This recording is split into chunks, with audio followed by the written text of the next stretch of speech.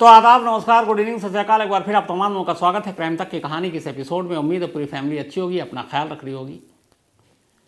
हाल के वक्त में, हाल के सालों में, चलिए मैं तो क्राइम रिपोर्टर हूँ, आप लोग बहुत सारे अलग अलग पेशे के हैं, अलग अलग आप लोग कहानियाँ सुनते हैं, लेकिन फिर भी इतना एहसास, इतना अंदाज़ा आपको भी हो जाएगा कि किसी मामले की जब कोई जाँच होती है, इन्वेस्टिगेशन होता है, तो कैसे होता है, क्या होता है, इतनी बेसिक तो जानकारी हो गई होगी।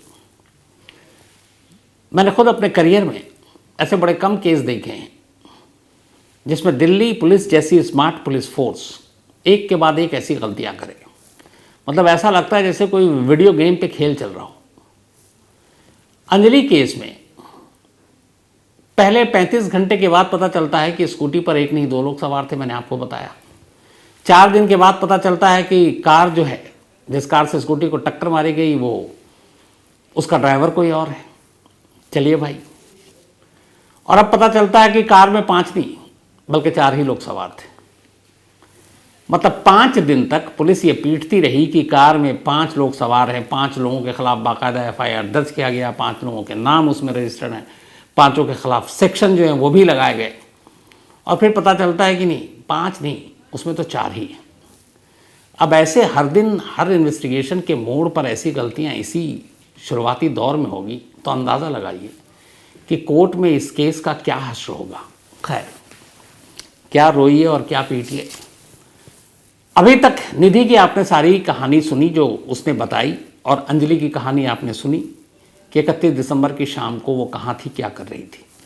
लेकिन अभी तक पिछले 5 दिनों में ये साफ नहीं हो पाया था कि कार में सवार जो पहले 5 और अब 4 लोग हो गए हैं, और बाकी के 3 और गुनहगार जो सबूत मिटाने में और इनको बचाने में जिन्होंने मदद की, तो कुल मिलाकर 7 कैरेक्टर हैं। इन 7 का क्या रोल था?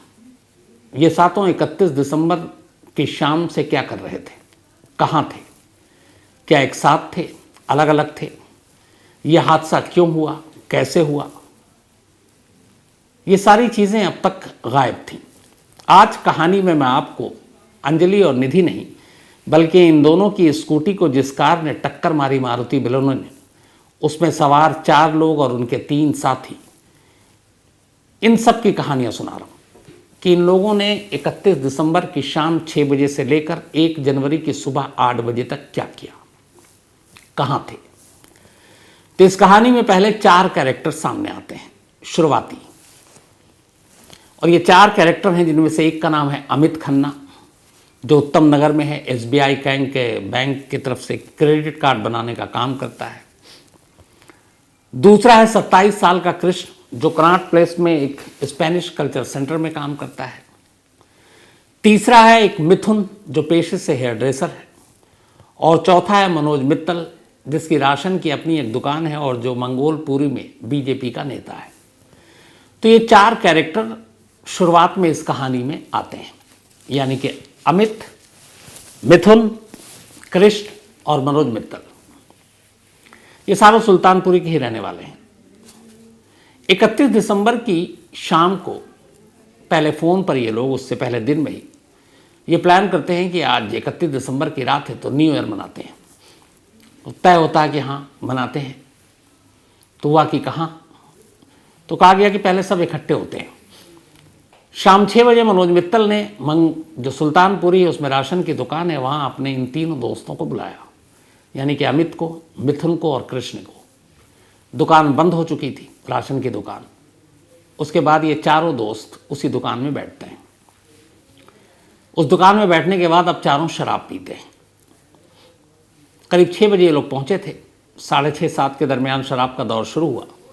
रात 10 बजे तक उसी दुकान में बैठकर ये लोग शराब पी रहे हैं। और उसके बाद ये तय हुआ कि शराब वराब पीने के बाद थोड़ा लेट हो, 10 बजे के बाद सुल्तानपुरी से मुरथल चलते हैं, और मुरथल में ढाबे में खाना खाएंगे और वहीं न्यू ईयर मनाएंगे। चारों कहते हैं ठीक है। अब इसके बाद रात करीब 10 बजता है। 10 बजे मुरथल अब जाने की बारी है, लेकिन इनमें से किसी के पास उस वक्त कार नहीं है। तो फिर तय होता है कि अमित को भेजा जाए, और अमित जो है वो एक उनका दोस्त है आशुतोष के पास जाए और उससे मारुति बलेनो कार मांगे। अब यहाँ पे 5वें कैरेक्टर की एंट्री हुई। 4 तो आपको बता चुका, अमित, मिथुन, कृष्ण और मनोज मित्तल शराब पी रहे हैं 6 बजे से मित्तल की राशन की दुकान में। 10 बजे अचानक अमित बाहर निकलता है और सुल्तानपुरी में ही रहने वाले आशुतोष के पास जाता है और उससे कहता है कि यार हम लोग मुरथल जाना, अपनी कार दे दे। अब आशुतोष नोएडा की एक टेक फर्म में काम करता है। अब ये मारुति बलोनो कार आशुतोष की भी नहीं है, बल्कि उसका जो साला है जिसका नाम है लोकेश, उसका है वो। लेकिन लोकेश से ये कार कुछ दिनों से आशुतोष लेकर अपने घर पर रखे हुआ था और चला रहा था। तो अमित पहुंचा, आशुतोष दोस्ती थी, पहले भी कार दे चुका था, उसने कहा ले जाओ। अब अमित वो मारुति बलेनो कार लेकर वापस राशन की दुकान में पहुंचता है। इसके बाद चारों वहाँ से उठते हैं। वक्त हुआ होगा उस वक्त करीब रात के 10:30 बजे। चारों मारुति बलेनो कार में बैठते हैं। कार अमित चला रहा है। अभी इसके बाद कार में भी शराब की बोतल लेकर बैठे और वहाँ से चल पड़े। वहाँ से अब ये मुरथल जाते हैं। मुरथल जाने के बाद वहाँ भी शराब पीते हैं, फिर एक ढाबे पे खाना खाते हैं। तब तक 2022 की आखिरी रात गुजर चुकी, 12 बज चुका। अब 2023 एंट्री मार चुका है, 2023 दस्तक दे चुका है और तारीख अब 31 दिसंबर से 1 जनवरी में बदल गई है। थोड़ी देर और वहाँ मस्ती करते हैं ये लोग, करीब 12:30 पौने 1 तक। सारी मस्ती करने के बाद चूँकि नया साल भी अब पूरा हो गया, 31 दिसंबर ख़त्म, 1 जनवरी आ गया। अब चारों दोस्त वापस उसी मारुति बलेनो में सुल्तानपुरी की तरफ चल पड़ते हैं। पहले 4 घंटे राशन की दुकान में, फिर जाते हुए फिर वहाँ पे इन्होंने पूरी शराब पी। अब वापस आ रहे हैं सुल्तानपुरी की तरफ। जब ये आ रहे हैं, इधर अचानक एक दूसरा सीन है। सीन ये है कि 31 दिसंबर की शाम को ही अंजलि अपनी स्कूटी उठाकर निधि को उठाती है, जो उसके घर के पास रहती है, और ये लोग एक विवान होटल में पहुंचते हैं। वहाँ 7:30 से 12:30 तक रुकते हैं, बल्कि 1:30 बजे रात तक। तो 1:30 बजे रात को निधि और अंजलि अब दोनों होटल से निकल रहे हैं और ये दोनों भी अपने घर की तरफ लौट रहे हैं। इनका घर अमन विहार, उन चारों का घर सुल्तानपुरी। अब जब ये अंजलि अपनी स्कूटर से लौट रही है, उधर वो चारों भी मुरथल से घर लौट रहे हैं। इत्तेफाक से जब ये लोग लौट रहे होते हैं तो एक जगह सड़क थोड़ी पतली है, संकरी सी है। तो मारुति बलेनो कार सामने से आ रही है, इन्हें जाना है सुल्तानपुरी। सामने की तरफ से ये स्कूटी आ रही है, जिसको चला रही है उस वक्त अंजलि और पीछे बैठी है निधि। उसे जाना है अमन विहार। और उस संकरी रास्ते में जहाँ पे एक मोड़ है, अचानक उस मोड़ के पास इधर से स्कूटी और सामने से कार दोनों आपस में टकरा जाती है। जब टक्कर होती है तो सामने से टक्कर होती है लगभग कार के बीचों बीच। टक्कर होने के बाद जो निधि है वो दाईं तरफ गिरती है और जो अंजलि है वो बाईं तरफ गिरती है। गाड़ी थोड़ी देर के लिए रुकती है, लेकिन इसी दौरान में अंजलि का जो एक पैर का निचला हिस्सा है वो गाड़ी के पहिए के नीचे आ जाता है, फंस जाता है। अब उसके बाद वो गाड़ी, चूँकि संकरा रास्ता है, जगह भी कम है, वो देखते हैं एक्सीडेंट हो गया, नशे में है, डर जाते हैं। अब वो गाड़ी को रिवर्स करते हैं। रिवर्स करने के लिए इसलिए कि अब उनको मालूम है कि उधर जाएंगे तो फंसेंगे, तो उन्हें वापस जाना है। तो उस चक्कर में वो गाड़ी को रिवर्स किया, उस चक्कर में अंजलि और घसीटी गई। फिर ये भी वापस भाग जाते हैं। इधर निधि को भी कुछ पता नहीं, क्योंकि टक्कर होती है, वो गिरती है, देखती है वो फंस गई, वो भी अपने घर भाग जाती है। अब ये लोग, इनको पता है कि गाड़ी का एक्सीडेंट हो चुका है, ये भी देख रहे हैं कि एक गाड़ी के इसमें फंस गई है। उन्हें लगता है कि गाड़ी भगाओ, अपने आप निकल जाएगी। वो डरे हुए हैं, घबराए हुए हैं। कुछ दूर जाने के बाद गाड़ी से अंजलि की लाश अलग हो जाती है, वो सड़क किनारे कहीं गिर जाती है। अब ये वहाँ से भागते हैं, लेकिन अभी इन्हें मालूम है एक्सीडेंट हो चुका है। इन्हें ये भी पता है कि जगह जगह CCTV कैमरे लगे हुए हैं। इन्हें ये भी पता है कि गाड़ी में थोड़ा आगे कुछ चीज़ें भी बिगड़ी हैं, और इन्हें ये भी पता है कि नया साल है, शायद पुलिस या पिकेट कहीं पर टकरा जाए। अब वो गाड़ी को मेन रोड से हटाकर छोटी छोटी जो सर्विस लेन वाली सड़क होती है वो, और बाकी ये छोटे छोटे शॉर्टकट, उन्हें मालूम है उस इलाके में कि अल्टरनेट रूट क्या है। तो मेन रोड जहाँ पे पिकेट होने का के चांसेस हों कि पुलिस का एक कोई बूथ हो, हरियाणा बॉर्डर भी है, उन्हें ये भी पता है बॉर्डर पे बैरिकेड होता है, न्यू ईयर पे कई जगह बैरिकेड्स लगे हुए हैं। तो उन रास्तों को अब अवॉइड कर रहे हैं जिन रास्तों पे पुलिस या फिर पुलिस की जिप्सी या फिर बैरिकेड या फिर नाका होने के चांसेस हैं। और ये छोटी छोटी गलियों, छोटी छोटी सड़कों को लेते हुए ये सब वहाँ से निकलते हैं। अब पुलिस को इनको चकमा देना था। पुलिस को चकमा देने के बाद अब ये वहाँ से जो है गाड़ी को मोड़कर सुल्तानपुरी लाडोपुर कट से होकर कंझावला मोड़ की तरफ ले जा रहे हैं। कंझावला मोड़ पर पहुंचने के बाद जब इन्हें लगा कि अब ठीक ठाक है, तो फिर वहाँ से वो दूसरा रास्ता लेते हैं और इसके बाद सबसे पहले उस गाड़ी को लेकर एक सेफ जगह पर, जब इन्हें लगता है कि अपना घर आ गया, करीब आ गया, तो वहाँ पे पहुँचते हैं। अब चारों गाड़ी रोककर आपस में बात कर रहे हैं। बातचीत ये है कि हमने एक एक्सीडेंट किया है, एक लड़की को मारा, और उन्हें ये भी एहसास है कि वो लड़की बची नहीं है, और उन्हें ये भी डर है कि सीसीटीवी कैमरा कहीं ना कहीं हमारी गाड़ी का नंबर जो है वो कैद कर चुका है, तो पकड़े जाएंगे। अब क्या करें? तो चारों में से सबसे मुश्किल बात ये थी कि जो गाड़ी चला रहा था अमित, उसके पास ड्राइविंग लाइसेंस नहीं था। उसके साथ मनोज मित्तल, उसके पास भी ड्राइविंग लाइसेंस नहीं था। उसके साथ कृष्ण जो तीसरा बैठा हुआ, उसके पास भी ड्राइविंग लाइसेंस नहीं है। और इनके साथ जो मिथुन है, उसके पास भी ड्राइविंग लाइसेंस नहीं है। अब इन्हें यह भी पता है कानून कि एक एक्सीडेंट हुआ, नशे में है, और ऊपर से अगर पता चलेगा ड्राइविंग लाइसेंस नहीं है तो और ज़्यादा कड़ी सज़ा हो जाएगी। तो अब क्या करें? चारों ने कहा फंस गए। तब इनके दिमाग में एक आइडिया आया। इन्होंने कहा चलो चलते हैं। अब अमित वहाँ से सीधे गाड़ी अपने भाई के घर ले जाता है। भाई का नाम है अंकुश। ये छठा कैरेक्टर है जो इस कहानी में छठा किरदार दाखिल होता है। अंकुश को जाकर अमित सारी बातें बता देता है।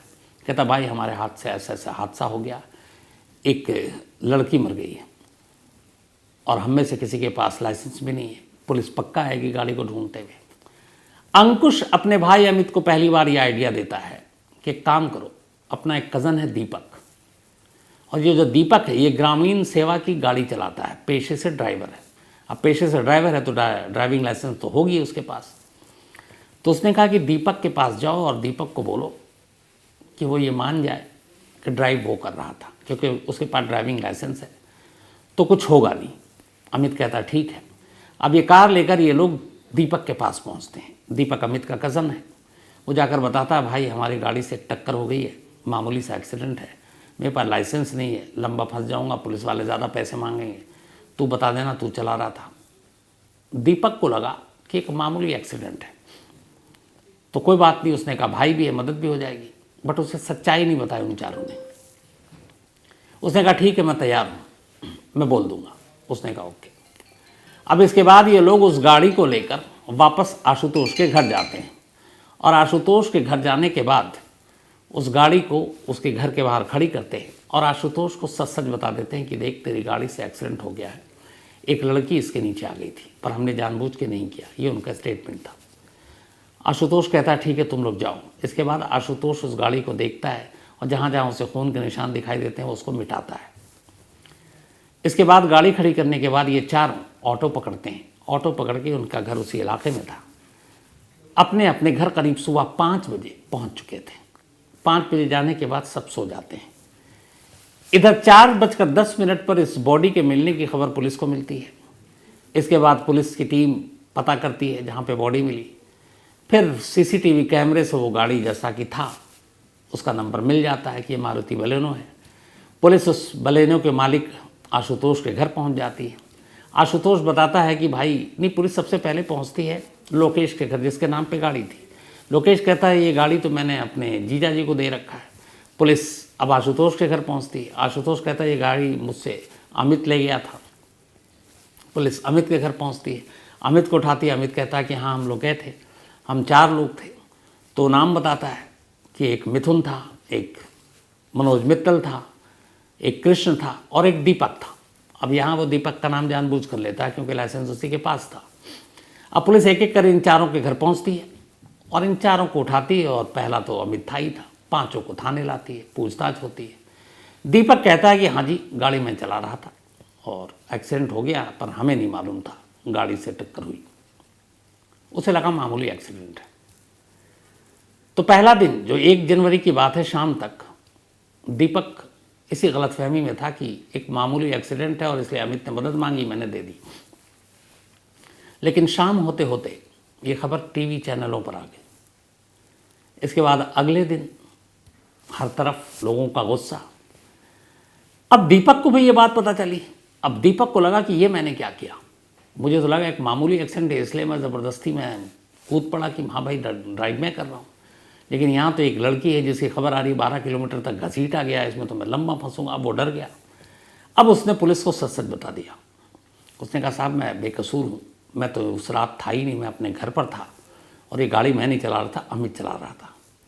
पुलिस को लगा झूठ बोल रहा है, लेकिन पुलिस ने कहा चलो अब तफ्तीश करते हैं, क्योंकि अब तक पुलिस का बयान यही है कि दीपक चला रहा है। अब पुलिस दीपक के कॉल डिटेल रिकॉर्ड को निकालती है। जब कॉल डिटेल रिकॉर्ड निकालती है तो पता चलता है कि 31 दिसंबर की रात 11:15 बजे से लेकर 1 जनवरी की सुबह 8 बजे तक दीपक सचमुच अपने घर में था। उसके मोबाइल का लोकेशन उसका घर ही दिखा रहा था। इसके बाद जब पूछताछ हुई घर में तो पता चला कि हाँ उस रात दीपक बाहर था 31 दिसंबर को, लेकिन 11:15 बजे रात को घर लौट आया और घर पे सो रहा था।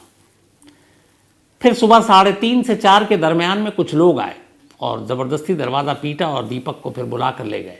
ये वही वक्त था जब ये लोग एक्सीडेंट करके लौटे और दीपक से इन्होंने कहा कि हमारे पास ड्राइविंग लाइसेंस नहीं है, तू जिम्मेदारी ले ले। तो उसके बाद दीपक मान गया था। अब जब ये कॉल डिटेल रिकॉर्ड पुलिस के पास आई तो पता चला कि वाकई कार में तो उसकी मौजूदगी है नहीं, न मुरथल में है न कहीं और है। उसका लोकेशन लगातार पूरी रात उसके घर पर है। अब पुलिस को यकीन हो गया कि कार दीपक नहीं चला रहा था, यानी कार अमित चला रहा था।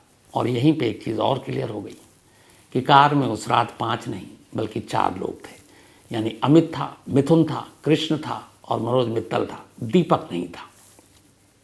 जबकि पुलिस पहले दिन से 5 नाम ले रही थी। तो इसके बाद इन लोगों को खैर गिरफ्तार किया गया। तो पूरी इस कहानी में ये 5 तो कैरेक्टर आ गए, लेकिन असल में जो हादसे के गुनहगार थे वो 4 थे। अमित जो ड्राइव कर रहा था, मिथुन जो उसके साथ बैठा था, कृष्ण जो उसके साथ बैठा था और मनोज मित्तल जो साथ बैठा था। दीपक को इसलिए पकड़ा गया कि उसने पहले झूठ बोला, पुलिस को गुमराह किया कि कार में ड्राइव कर रहा था। आशुतोष ने पुलिस को गुमराह किया कि हाँ वो गया, पुलिस जब आई तो उसने कहा कि कार ले गए थे, लेकिन उसे एक्सीडेंट के बारे में मालूम था और उसने पुलिस से छुपाया। दूसरा, उसने खून साफ करने की कोशिश की, डिस्ट्रक्शन ऑफ एविडेंस, सबूत के साथ छेड़छाड़, उसे मिटाने का गुनहगार। अंकुश ने अपने भाई को आइडिया दिया कि देख तेरे पास ड्राइविंग लाइसेंस नहीं है, इसलिए तू दीपक को इसमें शामिल कर और उसको दिखा दे ड्राइवर, तो वो भी बराबर का गुनहगार हो गया। तो इस तरीके से 4 तो कार में थे, जो कार के बाहर थे दीपक, आशुतोष और अंकुश, ये भी कहीं ना कहीं इस केस से जुड़ गए और इस तरीके से ये 7 गुनहगार इस केस में शामिल हो गए। तो ये थी पूरी कहानी उस रात की, इन गुनहगारों की, इन 7 लोगों की, ये लोग कहाँ थे। हाँ, इनमें एक 8वें का भी नाम था जो आपको मैंने बताया, लोकेश, लेकिन उसका कोई रोल नहीं, जो कि आशुतोष का मतलब साला है, क्योंकि उसने अपनी गाड़ी बहुत पहले ही अपने साले को दी थी और उस गाड़ी के बाद उसने क्या किया उससे उसको कोई लेना देना नहीं था। इसलिए पुलिस की नज़र में लोकेश कहीं से गुनहगार नहीं है। 7 लोग हैं, 5 पहले ही पकड़े गए थे, बाकी 2 अंकुश और आशुतोष को पुलिस ने गिरफ्तार कर लिया है।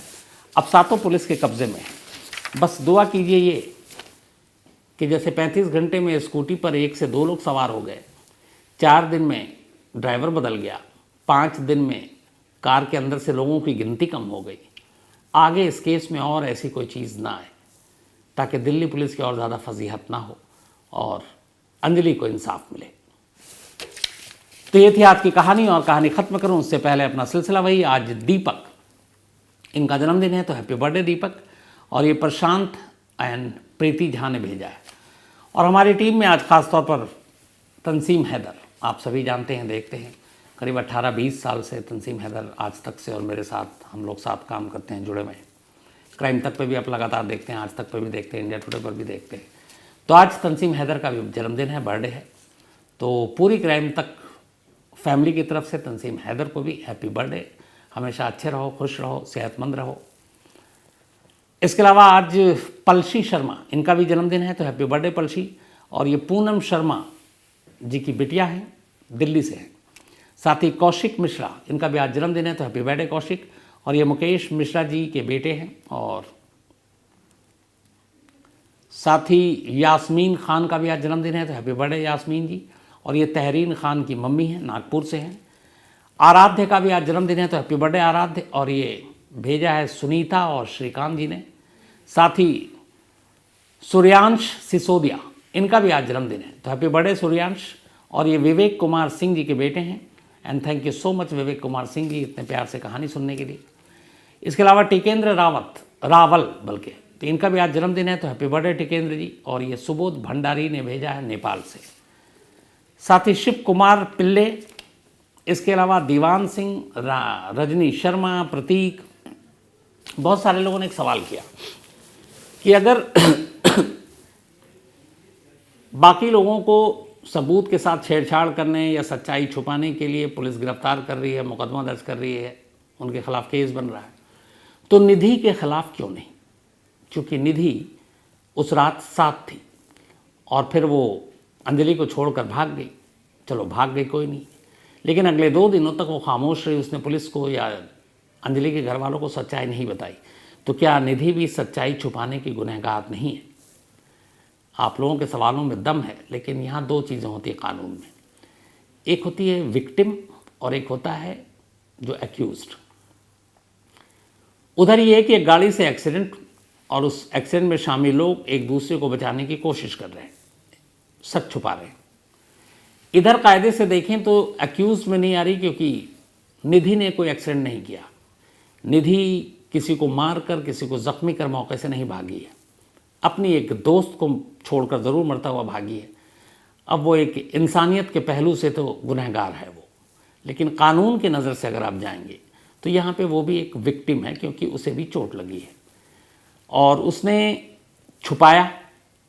लेकिन यहाँ पे ये है कि फिर पुलिस का वही है कि शायद उसकी मतलब सदमे में शौक लगा, बाकी कुछ भी चीज़ें हो सकती हैं, लेकिन उसके छुपाने के पीछे कहीं जुर्म की मंशा या क्राइम, जो वो इंटेंशन होता है कि क्राइम को छुपाना जिससे कि कानून के खिलाफ हो गई हो, ऐसी कभी तक कोई चीज़ नहीं है। और यही वजह है कि निधि को फिलहाल पुलिस एक विक्टिम के तौर पर ही देख रही है, एक विटनेस के तौर पर देख रही है, एक अक्यूज्ड या आरोपी के तौर पर नहीं देख रही है। इसके अलावा पंकज सिंह हैं, और पंकज भाई मैं आया था मौर्या, इत्तेफाक से आपसे मुलाकात नहीं हुई। इसके अलावा सुरेंद्र हैं स्पेन से, thank you so much Surendra भाई, और आपने जो मशवरा दिया उस पर मैं अमल करूंगा। तो आज कहानी में इतना ही। अब आपसे मुलाकात होगी कल रात 9 बजे किसी नई कहानी के साथ। तब तक अपना ख्याल रखिएगा। Thank you very much.